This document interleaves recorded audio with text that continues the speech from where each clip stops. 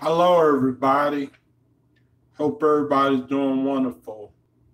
I'm going to share this live stream right now, and let me see.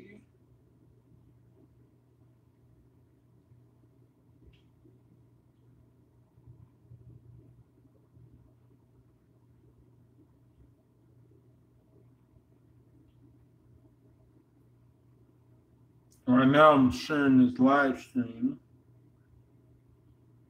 Make sure I can share it.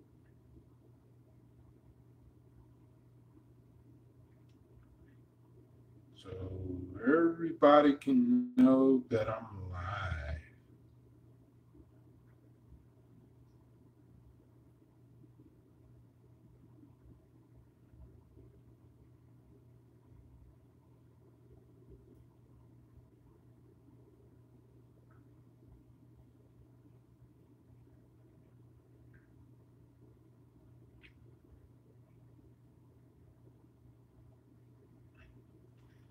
I'm live now.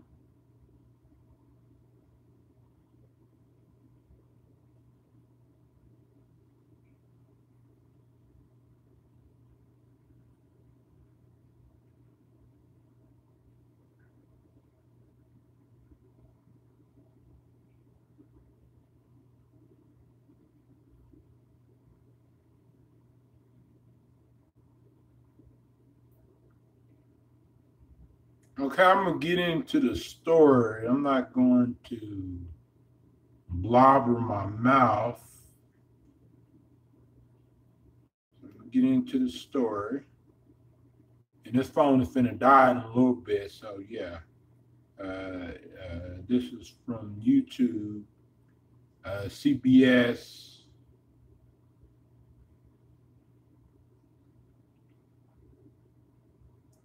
CBS Evening News. So yeah. So this is 15% bar remaining. Okay. I'm just let y'all hear this.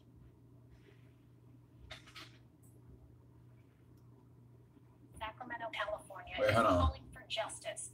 John Blackstone is following the story. The family of an unarmed black man killed by police in Sacramento, California is calling for justice. John Blackstone is following the story. Please give us justice. Stephon That is very, very sad. National civil rights leaders today have described the moment he died in a hail of police gunfire. Those 20 shots were captured on police body cam video. Clark was in his grandmother's backyard when he was killed. Civil rights attorney Ben Crump joined the family. I know. So you can hear the shot fire and stuff like that. But this is for news commentary purposes only. Sheriff's helicopter is a suspect breaking car windows. 2 patrol officers pursued him and within seconds of reaching him opened fire. Thought he had a gun. It was only a cell phone. I can't show y'all all of it, but this is how it looks right now. As y'all can see, blurry. I don't know why. About the Stephen Clark guy getting shot by the, police. What happened was the police was looking for a suspect, and the police was not even there for Clark. They was looking for a suspect, and then they saw Clark jump the fence, and I guess he had wrench in his hand or something like that, and then he turned back, and then I guess they thought he had a weapon, and the cop on the body cam said that he had a weapon, and it wasn't a weapon, and the cop shot him dead on the ground, and then after he was dead, the cop handcuffed him, put him in handcuffs, which, they always do that. They did it with that guy in South Carolina. I'm trying to think, Michael that guy, Michael something, that killed that man that was running from the police. They always handcuff them. You know, even when they know, you know, they check their pulse and see if they're still alive. They always handcuff them for some reason. But I'm going to tell y'all what I really think. And this is what I really think. The police violence against young men and young women, regardless of what race you are, needs to stop. And the only reason why, the only way that we can stop this is accountability in the police departments when it comes to the police doing the wrong thing. But the police that do the right thing, congrats to y'all, and keep doing the right thing, keep following the law, keep, you know, following the police policies. And I know that sometimes y'all have to respond really quickly to a call. And I know sometimes when y'all see somebody, y'all go in that action mode. I understand that. But this guy, he was shot in the back and everything like that. And what they could have done is, they shot him a lot of times. What they could have done is pretty much, you know, try to talk to him, try to work with him and stuff like that. And how can it be so dark and you not have a flashlight to see what he has in his hand? And the only reason why I think this guy was running, because anytime when you are approached by police, even if you haven't did anything wrong, even if you explain to the cop, just like that officer, just like that guy that was in the hospital, I can't think where, I think it was Fort Worth, Texas. Just like that guy that was in the hospital in Fort Worth, Texas. I guess the officer approached him and they got him for trespassing and everything like that. And he was sucker punched, you know, by the second officer. I'm sorry, I always spit, I don't know why. He was approached by the second officer that came in the scene, and I guess he was talking on his phone, and then the second officer told him to shut up, get off his phone, and then I guess it was he was trying to leave and stuff, you know, he was leaving because he was not under arrest then. And so the other officer, the second officer, grabbed him, and then that's when he sucker punched, which that's assault, period. It is what it is. You can see the video about the Fort Worth, you know, about that, because he was getting out of the hospital. He had got out of the hospital and he was waiting on a ride.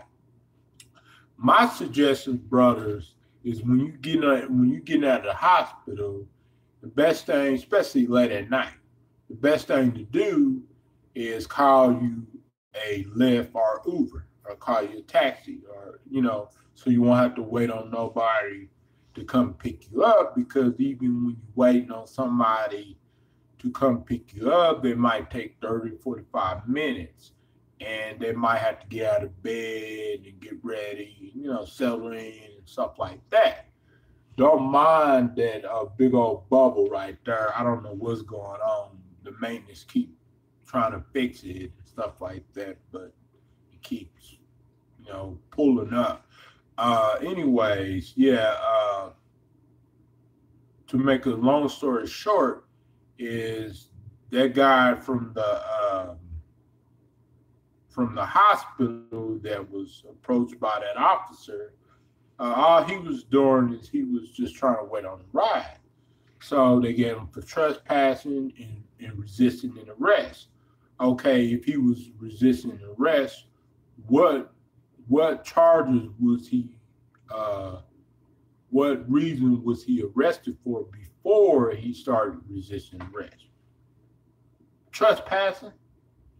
And how can you be trespassing when you are a patient getting out of the hospital, it don't make any sense at all. So I don't know what happened to that case, but I'm gonna tell y'all the Stephen Clark.